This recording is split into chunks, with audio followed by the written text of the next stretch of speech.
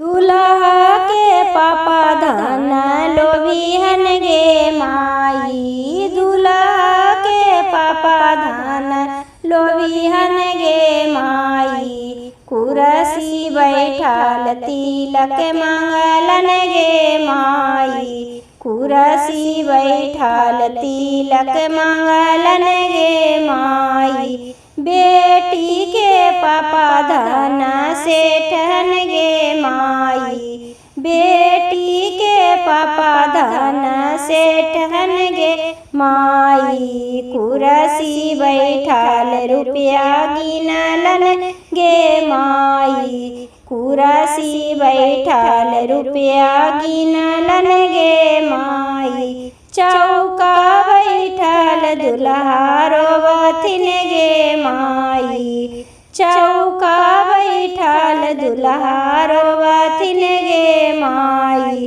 पैसा कारण पापा बेचलन गे माई। पैसा कारण पापा बेचलन गे माई। कोहबर बैठाल दुल्हन हंसतन गे माई। कोहबर बैठाल बेटी हंसलन गे माई। आजू पापा नौकर खरीदलन गे माई। आजू पापा नौकर खरीदलन गे माई।